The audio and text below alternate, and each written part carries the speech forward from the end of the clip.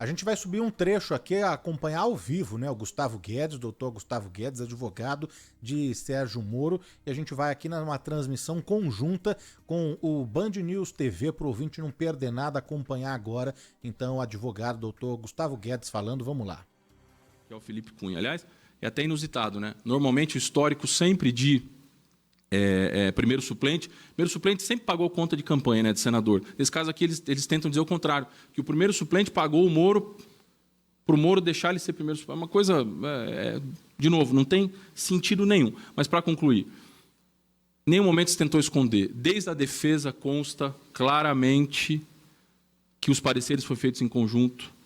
Tem, inclusive, no memorial adicional que eu mandei a Vossas Excelências, a relação. São mais de 24 pareceres entregues nesse período, assinados pelo meu escritório, assinados pelo escritório do Felipe, demandas de direito civil ele fez, demandas de direito eleitoral nós assinamos em conjunto, que sim, ele pretende atuar nessa área, inclusive que agora está na política enquanto primeiro suplente. Então, assim, não tem nada de errado. Quem diz que tem errado é porque não viu o processo antes. Porque isso consta lá nas nossas defesas. Então, nada se tentou esconder, ninguém tem medo de nada, e, para deixar claro, não tem nenhuma dúvida, esse valor desses honorários, vultosos, é verdade, foram cobrados do União Brasil, que naturalmente tem um fundo partidário muito maior do que tem o do Podemos, portanto, uma capacidade econômica muito maior, e foi usado para pagar o meu trabalho também. Aliás, grande parte desse valor, com todo respeito, foi pago ao meu escritório. Então, não tem essa história de 1 milhão para suplente, de vamos investigar a origem, porque o dinheiro voltou. Isso tudo é discurso político e não cabe aqui. Não tem uma prova no processo disso, porque não foi produzida, porque não precisou. Porque veio uma inicial com ficha expedition pedindo para quebrar sigilo do meu escritório, para prender o meu celular, sem nenhum fundamento. Então, com todo respeito... Zaidan, acho que vale a gente contextualizar aqui para o nosso ouvinte, né? Porque além do Moro, os suplentes dele, o Luiz Felipe Cunha, Ricardo Augusto Guerra, que também são alvos de processos, né? Uma das acusações, uma das ações, acusa Sérgio Moro de desequilíbrio eleitoral causado pela irregular pré-campanha, desde o momento da filiação partidária de Moro com o lançamento de pré-candidatura ao cargo de presidente até o resultado final que o elegeu como senador pelo União Brasil. A outra ação diz que há indícios de que Sérgio Moro utilizou de recursos do fundo partidário e do fundo especial de campanha, além de outras movimentações financeiras suspeitas para a construção e projeção da própria imagem enquanto pré-candidato de um cargo eletivo no pleito de 22, né? E foi esse o trecho que a gente pegou justamente aqui nessa transmissão conjunta aqui com o Band News TV do doutor, não é? Do advogado de Sérgio Moro, que estava falando exatamente sobre isso, né? Então é importante aqui esclarecer e contextualizar para os nossos ouvintes, né? Então o Tribunal Regional Eleitoral do Paraná julga essas duas ações que pedem a cassação do senador Sérgio Moro, que hoje é do União Brasil. O Moro ficou famoso, né, Zaidan, como juiz da Lava Jato, depois foi ministro do ex-presidente Jair Bolsonaro e é acusado de abuso de poder econômico na eleição de 2022, como eu falei. E essas ações protocoladas pelo PL de Bolsonaro e pelo PT, o senador fez gastos excessivos no período da pré-campanha, quando as candidaturas ainda não estavam oficializadas, Zaidan. O interessante é que você tem o partido do Bolsonaro e o partido do Lula, ambos indo à Justiça Eleitoral contra o Sérgio Moro, pedindo sua cassação. E no caso da ação do PT, não é uma ação só do partido, mas de um conjunto de partidos, né? Inclusive PCdoB, etc. Agora, a legislação é muito ruim, porque o Brasil tem uma legislação que pretende ser muito dura, restritiva em termos eleitorais, porém, ela, em boa parte, é um faz de conta. Então, ninguém pode se declarar candidato antes de determinado momento, mas todo mundo sabe quais são os candidatos. E todo mundo sabe que estão em campanha. Por exemplo, em São Paulo, o Boulos, o Ricardo Nunes, a Tabata Amaral, são candidatos à Prefeitura de São Paulo, mas não podem se declarar candidatos. São pré-candidatos. E não é só o prefixo, mas o fato de que isso altera a linha de atuação. Você tem uma atuação mais restrita como pré-candidato. Mas todo mundo sabe que eles são candidatos, é um faz de conta. E mais, todo mundo sabe que desde o ano passado, alguns já se apresentavam como candidatos. Isso vai se repetir, numa escala muito maior, daqui a 2 anos, em 2026.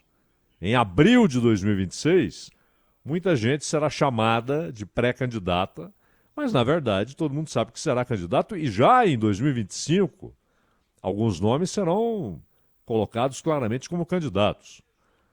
Então, você tem o problema da legislação. O Moro era pré-candidato à presidência. O Podemos, quando o Moro se filiou, já o apresentou, não ele se apresentou, o partido o apresentou, inclusive o Álvaro Dias, como candidato à presidência. E a plateia que ali estava gritava: presidente, presidente Moro, nosso presidente, aquele papo todo. Ora, já aconteceu, inclusive na última eleição, o governador do Rio Grande do Sul, Eduardo Leite, se desincompatibilizou, deixou o governo do estado para ser candidato à presidência. Ele tentou ser o candidato do PSTB, perdeu a prévia para o João Dória, depois o partido puxou o tapete do João Dória, é bom lembrar. O Eduardo Leite chegou a ensaiar ida para outro partido para ser candidato. No final das contas, ele foi candidato ao governo do Rio Grande do Sul. Inclusive, tecnicamente, é discutível se é reeleição, porque ele se desincompatibilizou. Ele deixou de ser governador para ser candidato. Depois volta como candidato a governador e é eleito. O Rio Grande do Sul, que nunca antes havia reeleito alguém, tecnicamente é discutível se houve uma reeleição, porque ele deixou o cargo. Então isso é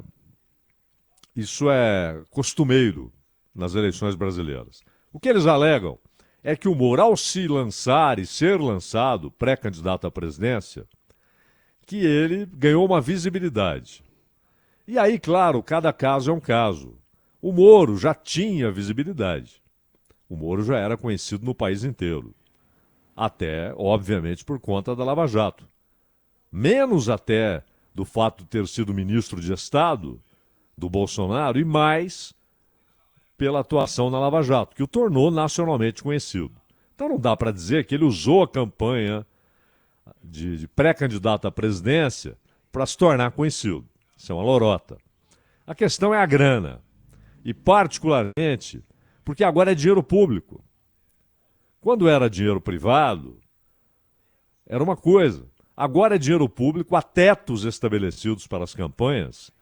E essa desconfiança porque R$ 1 milhão foram gastos para um escritório que trabalhou 4 meses e com profissionais experientes, mas não na área eleitoral.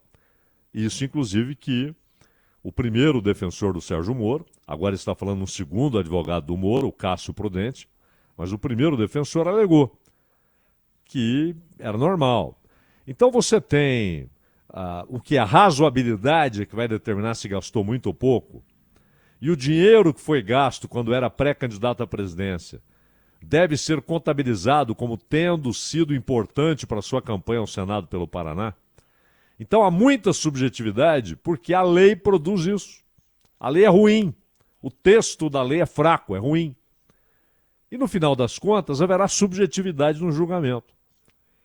Se o dinheiro que ele gastou na campanha e coisas assim que nada tem a ver com voto, por exemplo, segurança, carro blindado, essas coisas, não é que não dão nem tiram voto. Mas se isso teve influência para que ele fosse eleito senador do Paraná, será uma decisão subjetiva, inevitavelmente, Danilo. Olha, um destaque rapidinho aqui chegando de Curitiba ainda sobre esse assunto. A Miriam Vila vai falar sobre outros detalhes aí que a gente acabou não falando sobre o julgamento, não é isso, Miriam?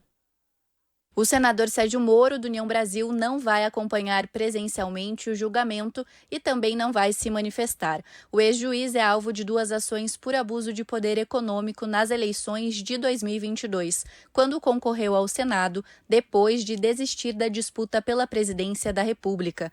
Além disso, hoje o Conselho Nacional de Justiça disse que o relatório que investiga crimes na 13ª Vara Federal de Curitiba, onde Sérgio Moro atuou, foi concluído. Entretanto, não há previsão para a inclusão na pauta do plenário.